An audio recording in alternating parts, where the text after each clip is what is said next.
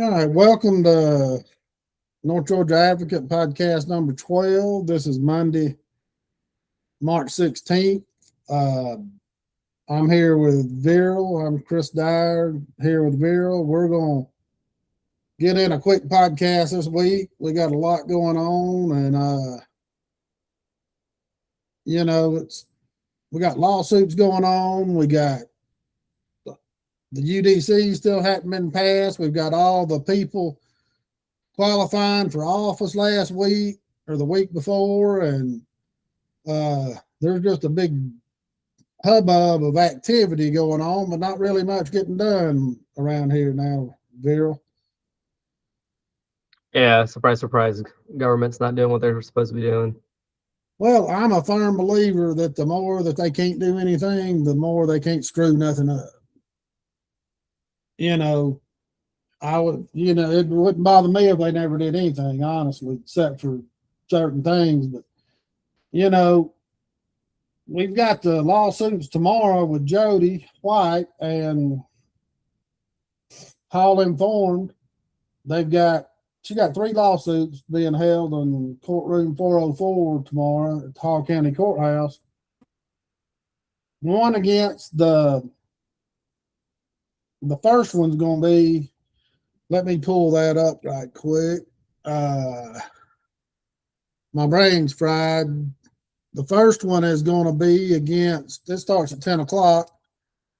It's going to be against the former planning commission for their illegal meetings. That one's going to start at 10 o'clock. Then after it, you're going to have one against Hall County government itself for the illegal zoning of Winder Highway, where they had to come back in, and Steve Gillum sued the county back in December. Mm-hmm. You remember he put it in last year and it got denied, and he took it to Superior Court, and they made the county hear it again, and it got approved this time because Kathy Cooper unrecused herself, so it would go through. And they're having that one as the second here for the illegal zoning. And then the third one is against the three amigos, Cooper, Billy Powell, and Jeff Stowe, for malfeasance, because they have not been doing their job. They basically voted every way that the illegal meetings had happened with the planning commission, and every way the planning commission wanted something to go, those three voted with it. Right. After those guys had plotted out how they were going to vote, one would recuse themselves, one would bring it up, one would vote no against it to make it look like they were actually debating it. I mean, they had a whole thing mapped out on a lot of this stuff. And the malfeasance part really comes in because if you'll remember, I don't know if you went back and watched it, but Greg Poole at the end of that meeting in December, when they removed the Stan Hunt, Frank Sosby, and Chris Braswell for the illegal meetings, he proposed that everything that was tied to those planning meetings should be heard again, right? Be recent, huh? I thought it was to be reheard or something like that. He told them they could resubmit the plans for free. No more, no money, no nothing, just so they could vote on it legally. Yep. To keep lawsuits from happening. During his proposal, Jeff Stowe took over what he was trying to propose and had everybody so confused that they didn't know who was nominating, who was voting, who was seconds on the votes or anything. Then they finally got it cleared up, and Kathy, Billy Powell, and Jeff Stowe voted against them resubmitting the paperwork. So that means everything that was done by the planning commission is still illegal. And they're still going ahead with the building or the grade, going ahead and starting with their building process. Right. And the reason Jodi's suing is because Greg Poole gave them the out to do this legally. And they refused to do the right thing. Yeah. They just basically told the citizens to screw off, pound sand. We do what the hell we want, and you ain't gonna do nothing about it. Now, Greg Poole didn't have nothing to do with this lawsuit. Jodi had told the commission before the meeting that if you don't resubmit all this stuff, I'm going to sue you. That's why Greg Poole proposed for it to be resubmitted. Yeah. I mean, that's the right thing to do if stuff got approved illegally. And it's basically just a technicality for the most part. Yeah. They're not going to go back and turn that down. And I mean, it would be highly shocking if one of the three amigos voted against something they've already passed. Right. Especially after Kathy Cooper unrecused herself to where she could pass the old Winder Highway thing. And the same thing happened up there at Jodi's, up there off Cagle Mill Road, where they approved that subdivision. Right. That was already planned out there. They had basically told Greg Poole that they'd go with his recommendation. If he didn't want it approved, they wasn't going to approve it because it wasn't their district. And then they lied and, voted it in after the illegal meetings were found out.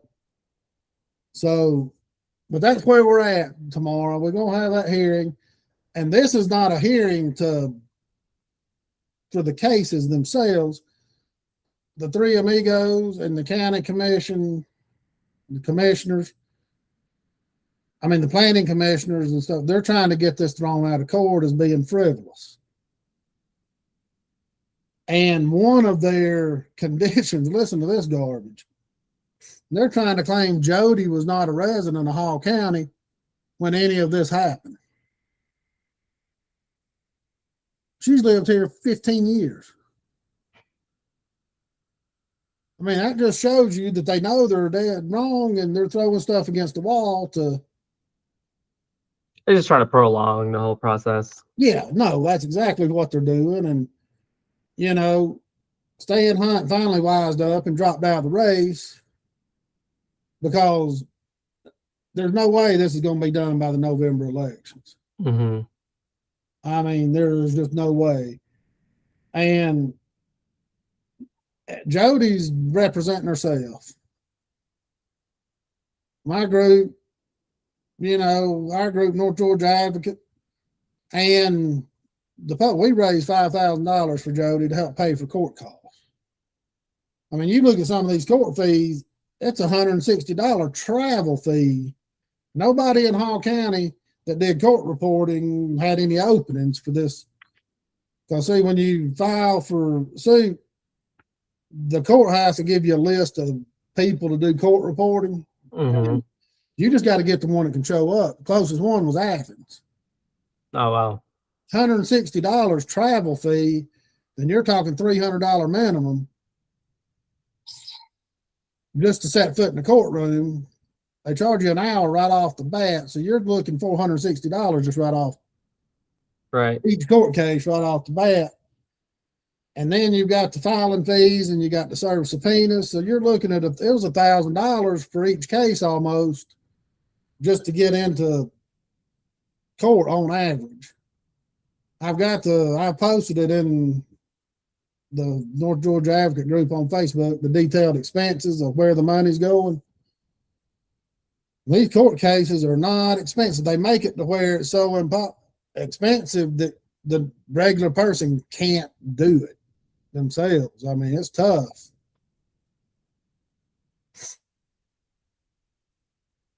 But But here, that's why the government can get away with so much endless amount of taxpayer money to oh yeah, defend or defend themselves versus limited resources for whoever's filing it.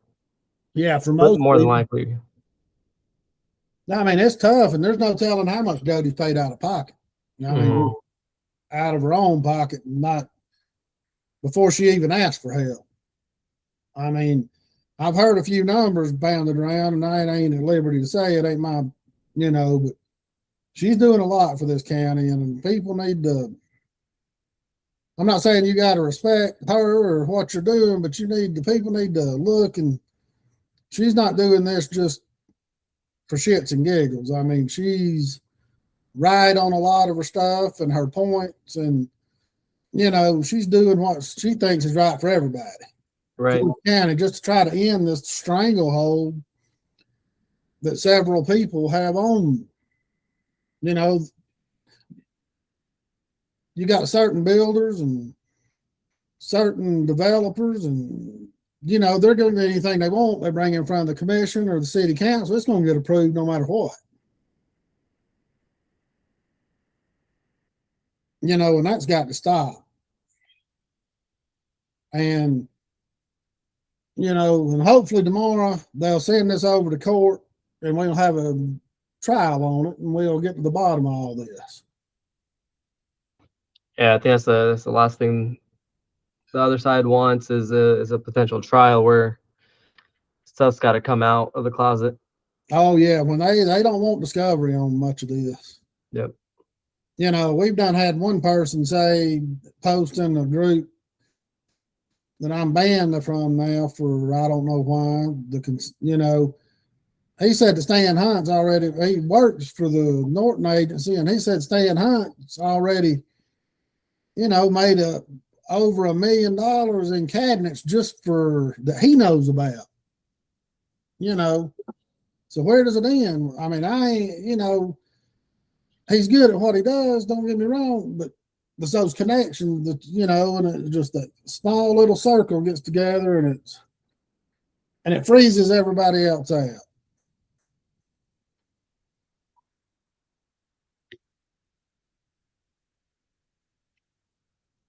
And then we got, let's see, those will be, got 3 cases tomorrow. Hopefully they'll bound that over and we can get into court in the next month or two.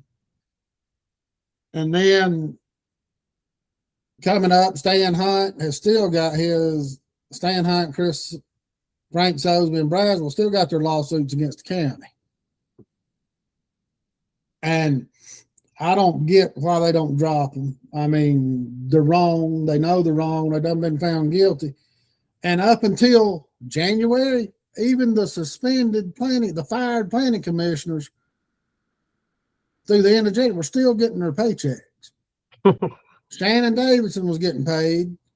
Andre Castleberry getting paid. You're talking, that's $15,000 minimum of taxpayer money for people to do nothing. Yeah. It's a drop in the bucket. How does that slip through the cracks?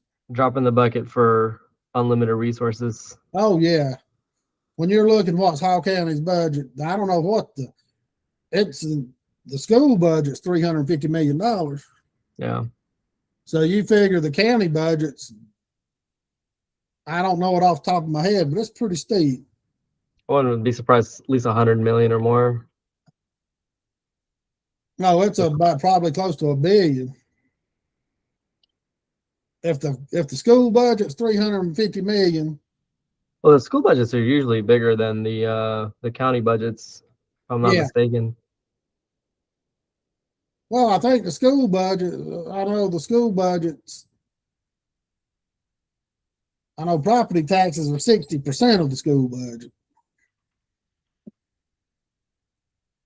Yeah, I don't know what the county budget would be total, but that's just a lot of money. And I just don't see how Zach Probst and them didn't catch that. When you get suspended, why don't your pay just stop?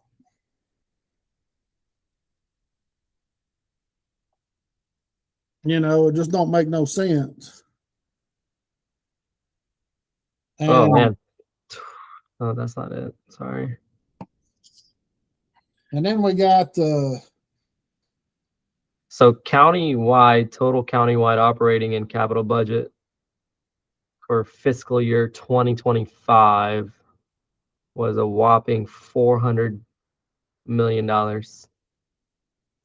okay, and but the school budget was only like 260 for 2025. The 2026 budget went up by like $100 million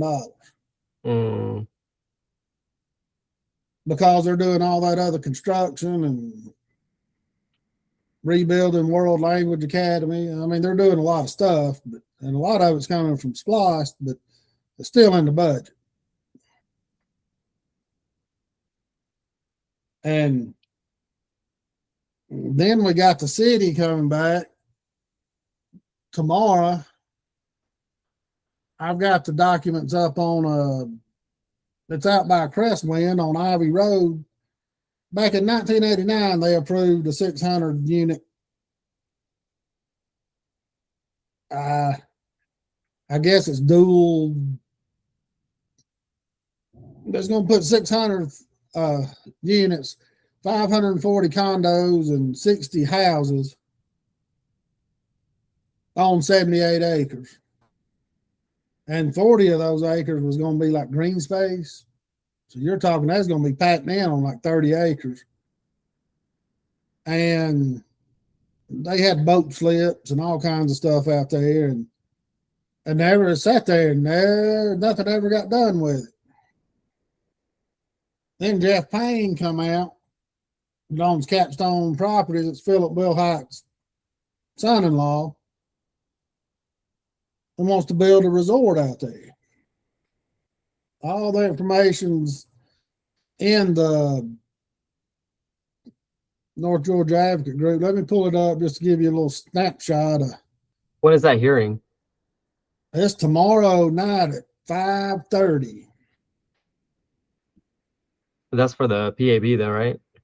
Yeah, that's just for the to get it rezoned. And Well, it's not the city council meeting. It's just a planning board. that's a city council meeting tomorrow night. Oh, is it? Okay. 7:30. I mean, let me. Oh yeah, it is. March 17th. Yep, I see it. Yeah, it's 5:30 or 6:1. I got it somewhere right here. Yep, it's right there. Yep, 5:30. Capstone Property Group. Yeah, it's they're wanting to rezone it to build that resort, and on this resort, there's going to be 177 room luxury hotel, lakeside cottages, and estate homes. You're going to have 14 duplexes, 28 estate homes with boat docks. That would be in the $2 million range, 7 lakeside cottages, 15,000 square feet of meeting space. And I think, if I'm not mistaken, there's 240 maybe boat slips. And that's just out there on next to Crestwind, which you can't even turn left coming on Grounds Bridge going either way at any time of the day right now. Much less if they build this, and they're trying to claim 600 cars is going to be all that's going to be the traffic impact on this. And I find that a little hard to believe. I mean, you're out Browns Bridge a whole lot more than I am. I mean, that sounds like 600 cars just seems like a way underestimate of the traffic that's going to be there. For that development? Yeah. Yeah.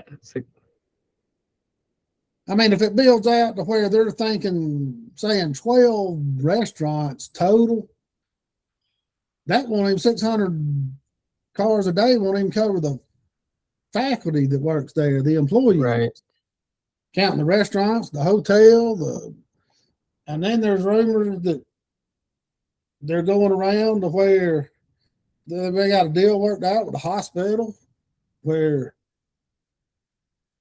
patients will be able to stay. I mean, patients' families will be able to stay out there. And even some patients doing some type of certain rehab, then the rooms are going to be $700 or $800 a night minimum. I mean, they're building something to compete with the Lake Lanier Islands down there. I mean, they're not building just a Hampton Inn on the lake, Right. you know. And Yeah, and I'm looking at the plan. 600 is definitely a pretty big underestimate I for know, the amount of traffic and stuff. They do have a traffic study that they have in their packet. So with A&R Engineering out of Marietta. So I'm assuming this is where they got the potential amount of traffic, amount of cars going in and out of there. yeah. And I just sent you something somebody sent me on a text just as we were started talking about this. You know, I've talked to a couple that had an independent study, a traffic study done. I'm still waiting the numbers on it. I thought I was going to have them by now.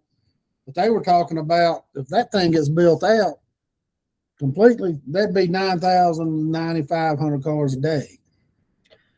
Yeah, so I mean, I'm looking at the trip generation portion of the traffic study, and it says 24-hour two-way traffic is expected to be about 510.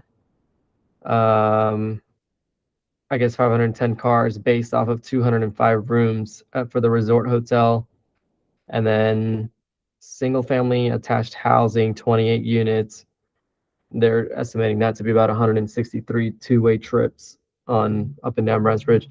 Now, I don't know how you get 510. I'm assuming they're thinking 2 guests per room or something like that, but maybe, what about staff, Yeah, cooks, all of that being considered, I think 673 is pretty small.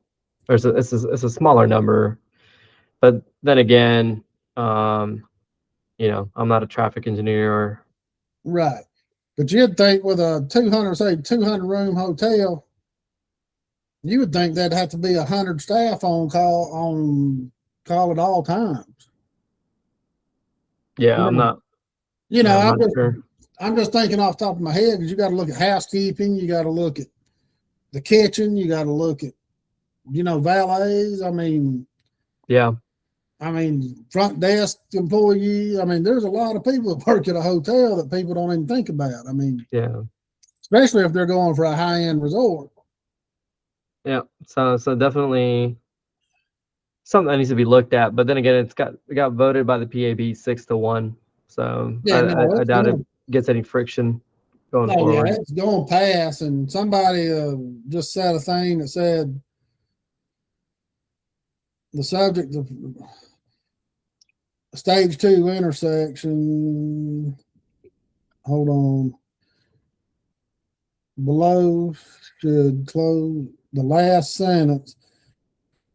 The intersection of Ivy and Browns Bridge is already operating at failure in peak hours.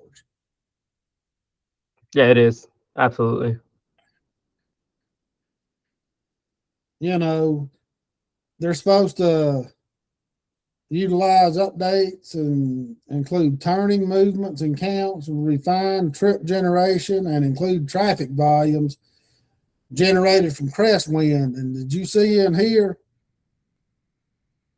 They are proposing that they build an entrance from crest wind into this resort. Well, that's on Crestwind to figure that out.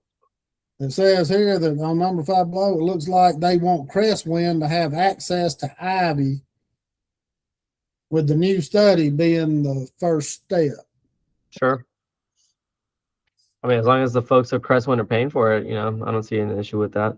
Yeah, no, I mean, or if Capstone's paying for it, it's no issue with that. but I mean, I'm just saying, how does Crestwind fit into that, considering they're a 55 and over, really retirement neighborhood to a luxury resort? I mean, Well, I would think some of those older folks would want to be able to easily get to the resort slash restaurants, and without having to get on Browns Bridge. Yeah, I yeah, get that. yeah, that would be my understanding of it. Right. I didn't know if they were trying to do that or tie it in, like kind of, make it a similar to what Lake Ridge, you know, I'm going crazy. There's just a lot in this package. I'm just wondering how much time was actually spent in actually reviewing it by the city staff. Yeah, no, it It's was a it's a it's a genuine. it's a huge project. I mean, you got estate homes. Each lot's about an acre, a little under an acre. And then you got parking space requirements, lake cottage, lots about 20,000 square feet. So yeah, there's a lot, to really look at and get into the nitty gritty of it.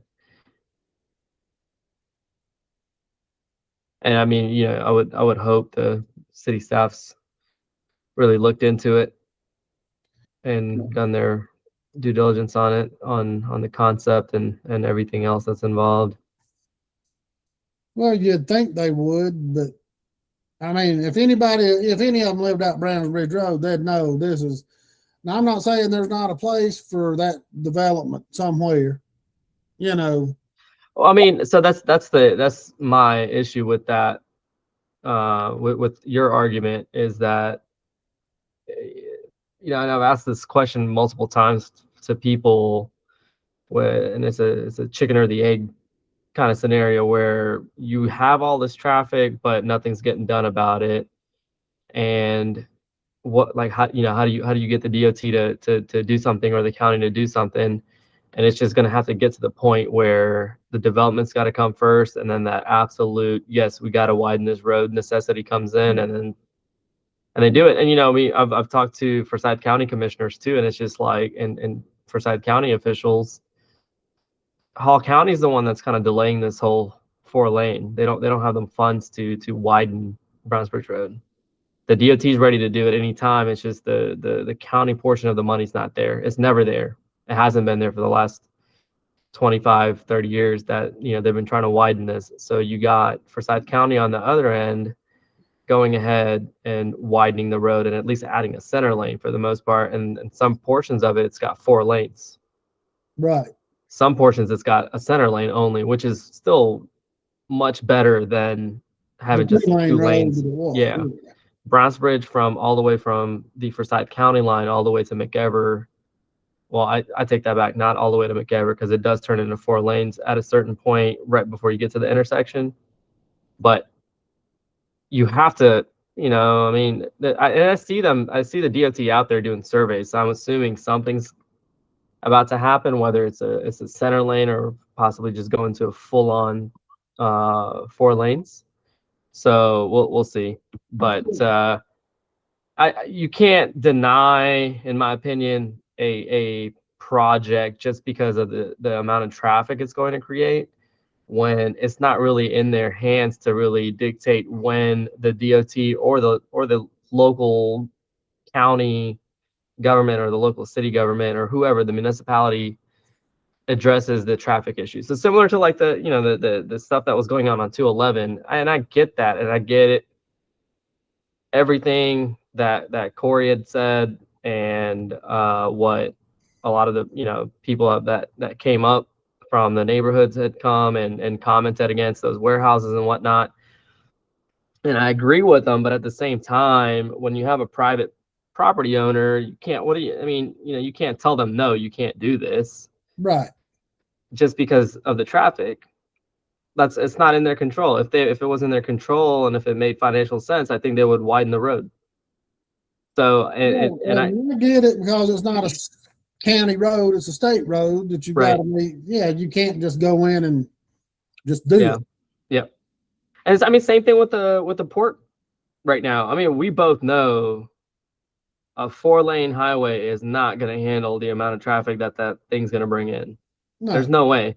But again, they're going ahead and hatching the egg first, and then I guess the chickens come after to start paving the way for an extra lane in each direction. I don't know where they're going to widen it, Yeah, but I don't know they either. will.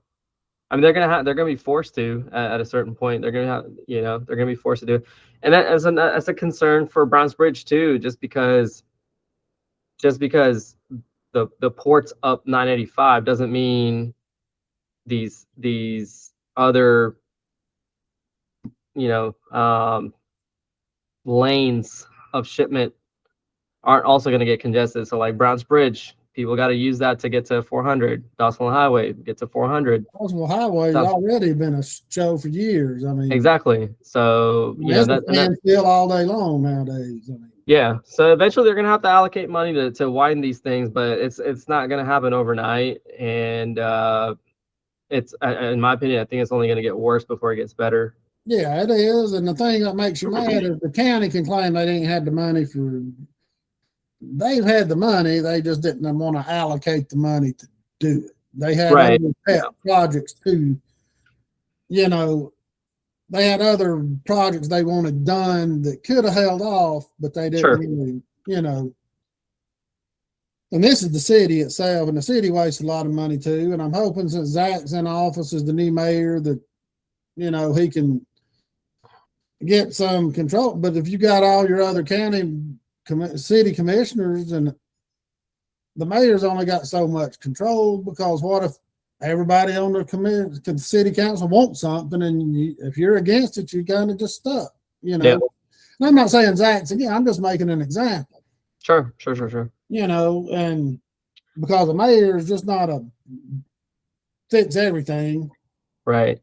I don't think he's got a vote in it either. I think he's just kind of getting swayed. He's just a tiebreaker, and and a good mayor can have some sway over some things because he can prioritize things, and hopefully. I mean, you got local opposition, and I see the signs when we're going by there and whatnot. I mean, you got local opposition for it, and all that. Unless Cresswind shows up by pitch and fork, and maybe it gets turned down. But other than that, I don't see this getting turned down, and I don't see a reason for it to be turned down outside of the traffic issue. But then again, like I said, it's not in their control to really do much about that. So yeah, I mean, no doubt. And I think like I said, we need more hotels, and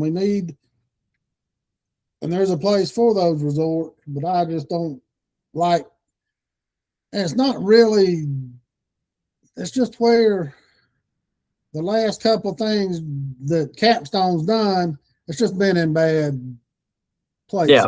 Yeah. He's building that 5-story hotel over here on White Sulphur. I guarantee he's got $1 million in that retaining wall because he's building that on a cliff beside a car wash and a train track. Well, man, that entire it's just a gulch development out there on whatchamacallit, Publix too, and then Kroger, those massive retaining walls. Yeah.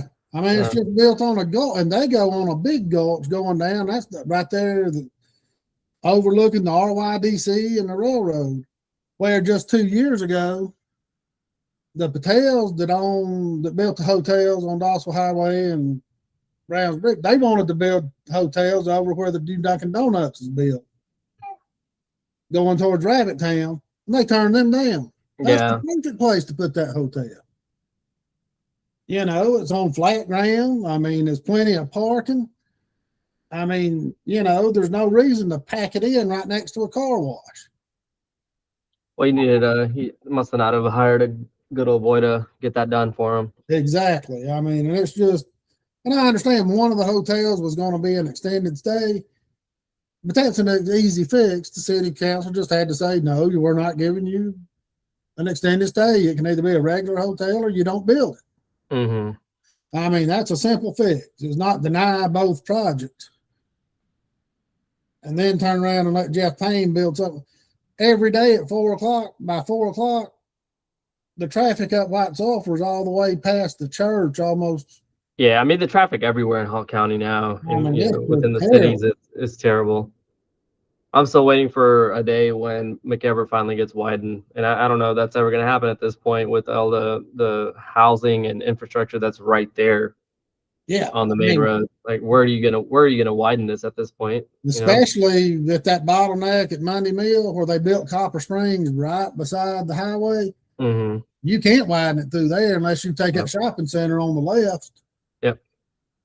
You know, where Well, you got the whatchamacallit, the on the other side of the gas station now, where they used to have a DUI school, is turning into a liquor store. Yeah. I mean, that's ironic as hell, ain't it? Yeah. But yeah, I mean, it's just, and There's ways to land, do it. It's just a matter of actually pulling the trigger to do it, and I don't see that happening anytime soon. and the thing is, the way inflation is going and property values, the more they delay, the costs are just going to keep going up. Yeah. You know? Yeah. You know, so it's just, I mean, where does it end? I mean, I understand we got to fight, but at the same time, if you turn something down that's in the UDC, you're going to get sued. Yeah, I mean, but that's right. I think the county should get sued if you vote against something that literally follows every little guideline that you got, possibly without, if you're not asking for any variances or anything like that, and you got everything to code per your UDC, and you get declined for something, I would sue plus an extra couple million just for my trouble. Yeah, and I the mean, trauma that you're causing me at this point. And that's what a lot of people don't understand is a lot of times the council members' hands are tied. Yeah. And that's why a 30-year plan, those Vision 2030 or Vision 2050s, that's why they're so important. Right. And so the UDC, from what you were just saying earlier, Hall County hasn't done anything to address the No, what do you call them, moratoriums? They added another 6 months to it. Yeah, because they didn't get done. Yeah. Nice. Well, they couldn't. I mean, they could have, but they had their hands tied dealing with the. Well, that's the thing too. I don't know how much of how much of it they're gonna actually be able to get done when you got three amigos kind of pulling one way. So I don't know that's gonna happen. And then you got one up for re-election. The Kathy Cooper's up for re-election. Right, and then you got one that's running for U.S. Senate. Yeah, Greg Poole is running for, and we got Tyler Crawford and Steve Gailey and. Right, I mean, well, that's beside the point with who's running against them and whatnot. But you got at least two commissioners that could possibly be replaced. Well, I mean, but you got their hands are tied right now. They're busy for their campaigns and whatever else. So they're busy in their own little endeavors right now to be able to focus on something like that. We just got a new director of planning in Katie, so that's a whole nother shift. That's so I'll give them the benefit of the doubt that they just didn't have all the pieces in place to address the UDC at this point. So extend it for another 6 months and let's try again now that we got a director in place and let her lead the way. And I don't think nothing's ever going to get done. They need to put in something, just my personal opinion, that independent people to come in. We don't need people from Norton. We don't need people from Rochester. We don't need people from Capstone. We don't need local real estate agents. I mean, let them be on the board, like have a 12-member board, so let them be a part of it, but don't let them write the freaking UDC. Sure. And that's why I agree. I agree with that to an extent. And but at the same time, I'm gonna play devil's advocate because it looks like that's the vibe tonight for me. You gotta let people that are somewhat experts / their careers are in this, they've been doing it for years, etc., kind of guide your UDC, because they're going to know what are the potential, ups and downs for the people that are going to be using the UDC more than not. But then again, I agree with you too that you can't have these folks having an over amount of influence. It's kind of like, I mean, I'm not, I don't know if I want to get into the federal side of this, but Yeah. how a certain group of people has a huge influence in DC. We don't need the same thing to happen in little old Hall County. North Georgia. Yeah. Yeah, where you got a handful of people dictating, what should be going into the UDC, and potentially creating loopholes for themselves and for their industry peers in the future. So yeah, it's a little bit rough. And I think, again, when they did this UDC, they did it with a firm, I believe, out of Atlanta, if I'm not Yeah. mistaken, over the last like couple of years and whatnot. They updated it, which was great. It was much needed. But I agree with you where we need more local folks. And if it's local folks, I think it needs to be residents of Hall County that have been here for at least 10 years, 15 years, 20 years, that have kind of grown up here, kind of, want to help keep Hall County what it was and what it is still to Yeah. an extent, Some semblance of what. preserve it. Yeah. So yeah, I agree to that extent, but you can't also, I mean, because you got people here that have inherited land and acres of farmland and housing and whatever else, property, their parents or their grandparents or whatever bought that piece of land as an investment for their grandkids or for their great grandkids. And now they're trying to cash in on it because the market's great. The development and all the building and all the population growth's finally come to Hall County after shifting away from, or after fully being done in Gwinnett and Beaufort and whatnot. And that's one of the reasons they invested in it. So, in my opinion, who is the county to tell you, no, you can't sell it to XYZ construction? Yeah, no, and And I'm let not them put saying, 10,000 homes on it, which I get. Like, you got to preserve something. So it's a very, fine line. Yeah. it's a very fine line where you're really screwing with somebody's investment that they've had for, and they've been paying taxes on for the last 20 years, 10 years, whatever it may be, and they're trying to cash out on it. Well, no, and I'm not begrudging anybody that. I'm just saying that, we need to have a good mix of people, because if you go back and listen to Norton's forecast for the upcoming year, he just basically said Hall County's got plenty of land, by God, and we're going to develop every bit of it. Yeah. I mean, not just Hall County, all of North Georgia. Yeah. Because he started comparing it to New York City and Chicago and Atlanta. And well, that's fine. They can develop it as long as the demand's there. Yeah, no, but I think that demand's going to go away soon. Nobody's and trying to say a lot of that. And I couldn't imagine having 300 acres now and having to pay property taxes on that. I mean, if you had it on Brownsbridge Road or something, say Friendship Road, or can you imagine the taxes just on 10 or 15 acres? Yeah. I mean, that's it's actually cheaper than you'd think. I guess something about putting it into a conservation or something like that, where you're not going to develop it or something like that. The taxes are on land like that are a lot cheaper than one might think. Because that's what Schofield did with all his land out there on. Yeah, you're just not gonna. Hey, I'm telling you guys, I'm gonna sign a piece of paper that says for the next 10 years, I'm not gonna develop it. I'm not doing anything with it. So drop my taxes by 90%. Yeah.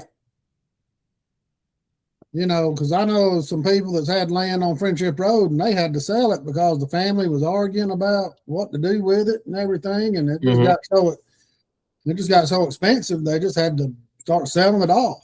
Yeah. And that's something you don't want to get into, but it's well, I mean, we're kind of in that situation right now too in Forsyth County, where we're kind of being forced to sell just because the property taxes on it have gotten so ridiculous. And this year I'm looking at options of appealing it, but our purchase price of like $300,000 just in 2022, we have a fair market value that the county appraisers gave it of like $1.6 million. I was like, Yeah. in 2025, I'm like, bro, you think in 3 years this thing jumped up in Quadruple. value that much? I'm Yeah, happy to sell it to you for half of that if y'all are ready to buy it. exactly. You're not going to step up and do that though, because you know it's BS. Yeah. And that's my whole thing about property taxes. I mean, you know, you can't punish the property owners by some arbitrary made up number Yeah. that's created I by mean, and I think it's going to end up being to the point where I'm going to lawyer up and take one for the team and sue Forsyth County or the yeah. tax assessor's office or somebody, because this is absolute bullshit. Yeah, well, the thing is if you bought it for 300,000, that's what it's worth to you. Yeah, absolutely. Now, if you were to develop it or take a loan out on it or something, then it becomes the new value. Sure. But I mean, like my say your parents built a house for $30,000, and 30 years later they're trying to tell them it's $500,000.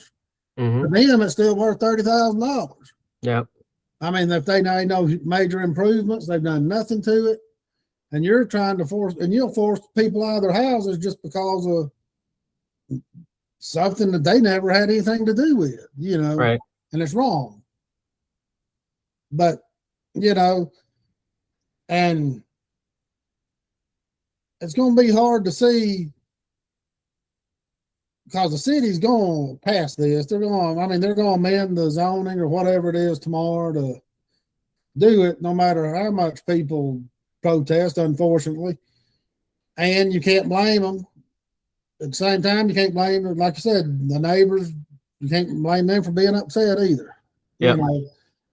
We're just Hall County's in a flux situation now.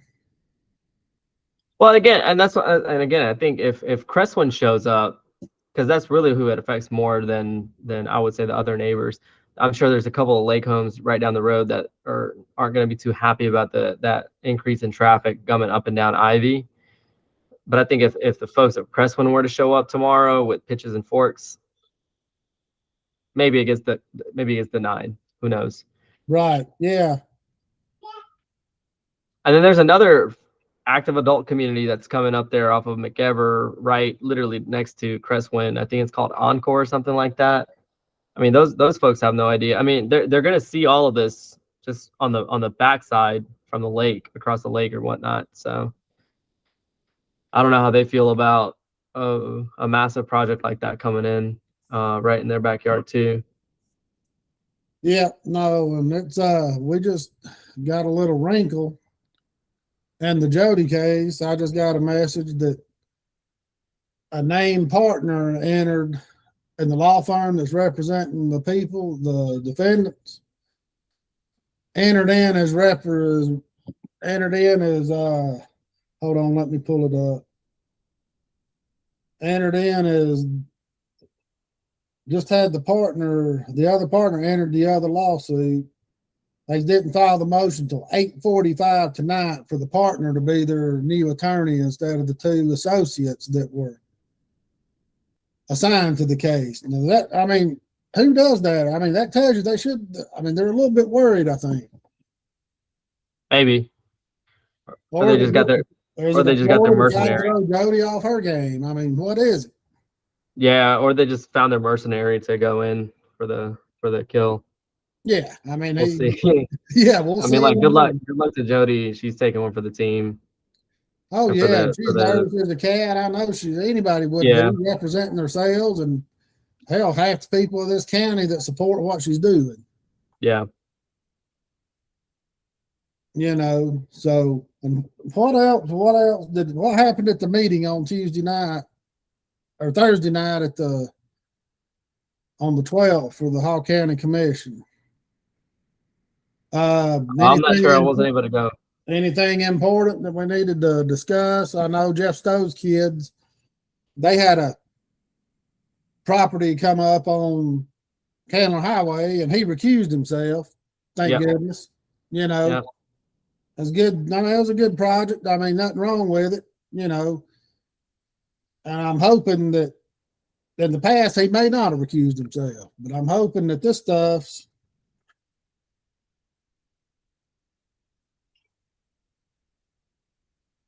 you know, it's there's not been a lot going on because they put a kibosh on all the building. The only thing I wish that the county would have done is put a moratorium on all homes or all developments, even if unless it's single family homes. It's now it's 30 units or bigger, 30 homes or bigger. I wish they'd go down to about, say, maybe 5 or 6 until they can get this UDC worked out. Yeah. I mean, I agree to that to an extent. It's not saying if you have we just got to they just got to figure out what the heck's going on. Yeah, I mean, if you don't have a UDC in place that you rely on, what's the point? Because if you're going to change the UDC in the next few months, and then none of what you're approving today abides by that UDC, what's the point? So yeah, I agree with you, but then you're also completely slowing down possible construction and stuff moving forward, completely bringing a lot of people's potential deals to a complete halt until you resolve this. So yeah. I know a few developers that are upset about the moratoriums. I mean, not even the whatchamacallit, not even the developers, but a lot of the engineering firms, because they had to they spent a lot of money. Yeah, but I mean, their work stops in a sense too. Their projects come to a complete halt because the county can't figure out what they want to do. So yeah, it's a tough situation to be in, and then I mean, work's already kind of slowing down for a lot of these guys, anyways, just because all potential recession looming around and whatnot. So yeah, no, and it's crazy how Forsyth County put a year moratorium on their building at one time, didn't they? A couple years ago? I'm not sure. I mean, somebody around here because I read about it, nobody do nothing for a year.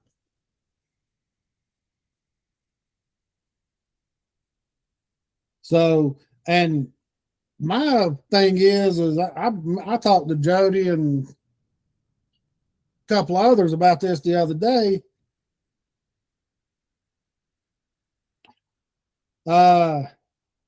What happens? Do you think Katie may get caught up in the fallout if it goes into the rest of the admin when all this stuff comes out? Because not everybody in that office is going to get off scot-free. Beth's the only one that's gone, and she took herself out.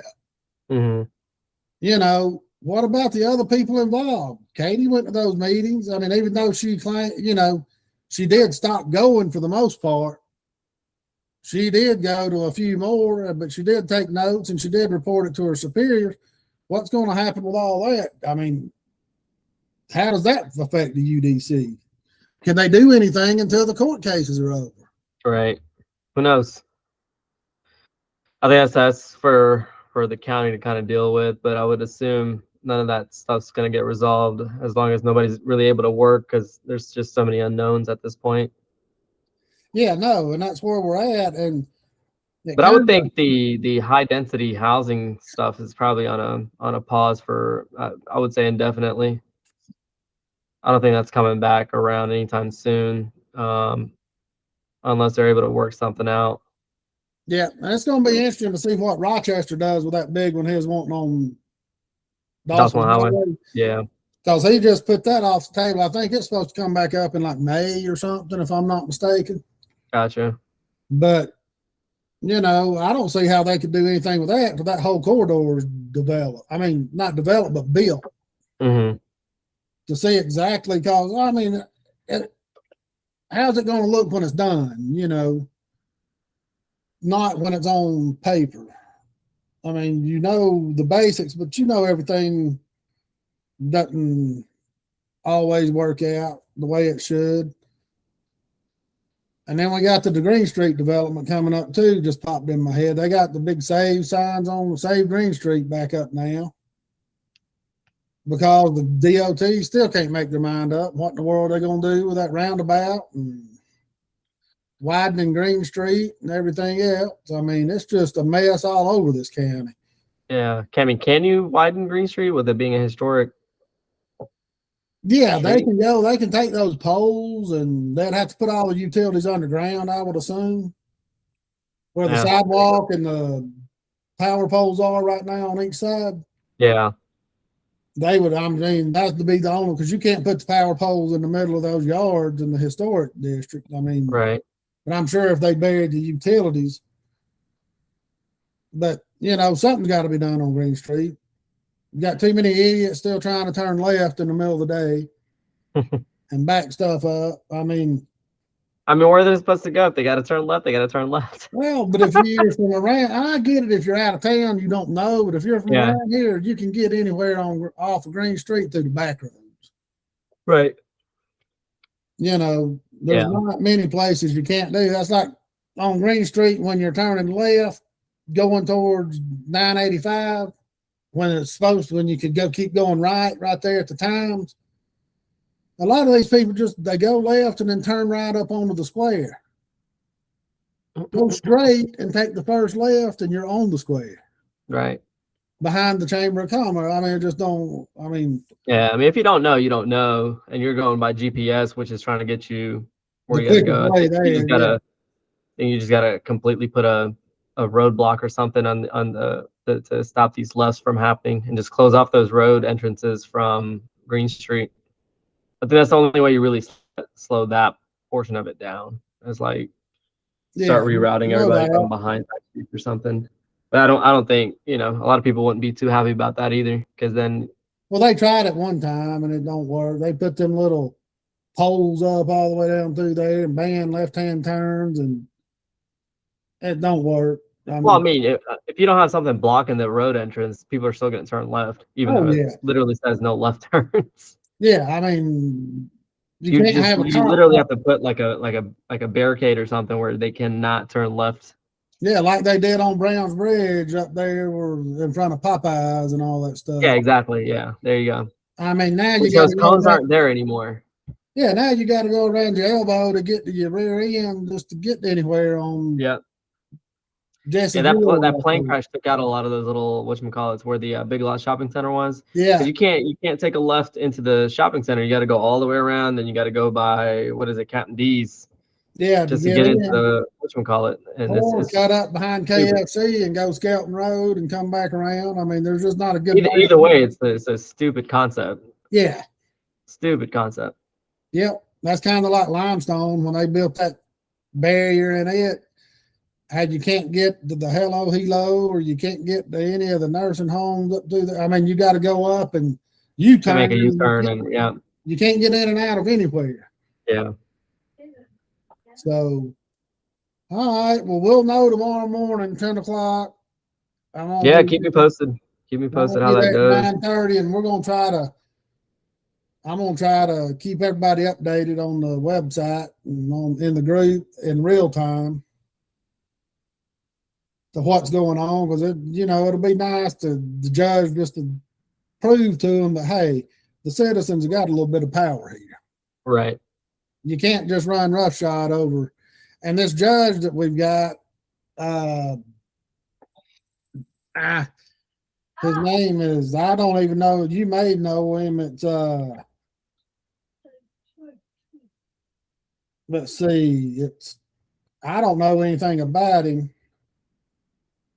His name is Randy Rich from Gwinnett County. They said he's done some cases in Gwinnett and must be a senior. Well, at least he's from out of the county, so hopefully not part of any little boy cliques out here. Because everybody had to recuse themselves in Hall County naturally, and so that's where we're at now. And now, next week, what do we got coming up with interviews that we talked about coming up with candidates? Yeah, I think we got Tyler Crawford and Corey Anderson, and then I think potentially Susan too coming on. I don't know about next week, but maybe in the next couple of weeks, try to get these guys campaigns, and I think Stephen Gailey too. Yeah, Steve Gailey's going to go on, and I know. And we'll try to reach out to Shannon and Mark Turner and whoever else wants to come on and kind of talk about their campaign and what their vision is for Hall County and whatever seat that they're running for. Yeah, Yeah, we'll see. I talked to Susan and she said she'd like to come on in April. So after she gets her campaign really going. Sure. Because she didn't even have anybody running against her till Friday morning. And then the swamp talked that head of CASA into running, Philip Wilhite and all them talked her into running for the school board at large. I guess they couldn't stand not having somebody they could had some influence over on the school board. Sure. So it was kind of a two people got in Friday morning, and Susan thought she was going to be uncontested. Man, I hate that the Ward 1 or 2 for city council went uncontested. That yeah, Bob Norton. Yeah, I don't know that I would have won, but at least it would have been not unopposed It at that wouldn't point. have been unopposed, and and that's the thing I got with the city. They're worse than the county. Is you will see their story up on Facebook, and they'll say, "Oh, reminder meeting's been moved from 5:30 to 10:30 a.m. today, the day of the meeting or the night before the meeting." I mean, they do that crap, and they didn't even advertise when qualifying was, except on their Facebook page. Right. I mean, how are you supposed to know to go to look at their Facebook page? You know what I'm saying? Yeah. Well, I think they had an ad in the paper, and right. I didn't even keep it.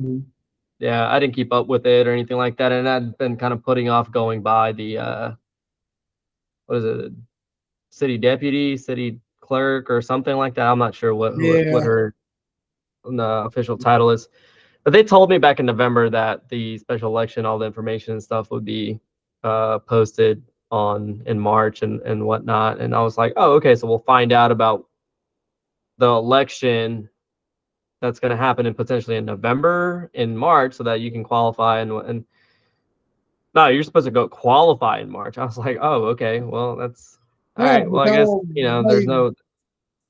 Yeah, they moved the primaries up till freaking May now instead of having them in August and September like they used to. Yeah. So, but I mean, maybe it's a bigger role coming up that I can run for later on. Yeah, something maybe District 2 in Hall County might be opening up sometime soon. We'll see. Yeah, it should be. And and one more thing, Corey, I think we're planning on doing him next Monday. Yeah. So we'll have that up on Tuesday, and then Tyler, we should get him in the next couple of weeks. I'll talk to Steve tomorrow. I got to talk to him about some other stuff, and we'll find out. And we've also, Billy Powell did show up at this week's meeting. I just want to make that a point. He hadn't been. Yeah. He's missed 4 of the last 5. Yeah, I saw that on he didn't want to be on record voting against his buddies. Yeah, I saw that on the minutes that he was there. And then you got all these people in these other groups trying to claim he was in rehab with Sheriff Couch, just falsely making crap up. Mm-hmm. Is Billy Powell in rehab too? Blah, blah, blah. Look, stop it with the nonsense, man. Just. Hey, in 2026, you don't know what. Yeah. Him and Gerald might have been popping off some Four Locos together. We don't even know about. Yeah, you got that right. That's hilarious. But yeah, that'll be it. And we thank y'all for listening, and we will be back next Monday recording an episode with Corey Anderson right now. And he told me we're planning on it being an hour. He said, but if it takes what it takes to get his message out, for him to talk about what he thinks needs to be done in District 3, District 1. He's in District 1. I'm going crazy. So we will be back next week. We'll have an update on this court cases tomorrow. And then don't forget, Corey Anderson and Tyler Crawford have got a meet and greet, free putt-putt for everybody from 4 to 7 Friday night down at the Oaks putt course off of McEver Road. So that's free to everybody. Take your family out there, get free putt, get you something to eat, and just talk and chit chat with those guys. And because they had a meet and greet at Lula the other night and didn't have a great turnout. About 20 people showed up, but it was on a weekend. It was 75 degrees. You know, I mean, It's the first real nice day of the year so far. I know a lot more people were out and about. So yeah, I mean, I'm talking even the restaurants. We went to Cracker Barrel down in Flowery Branch because that's where my mom loves to eat sometimes. It's usually an hour wait on every weekend. Hell, we walked right in. I mean, so it was, everybody was out and about enjoying the weather. yeah, Supposed to be nice again this Friday. So take your families out and get some free putt. Make Corey and Tyler pay for it. So, all right. Well, we appreciate it, and we will see y'all next time.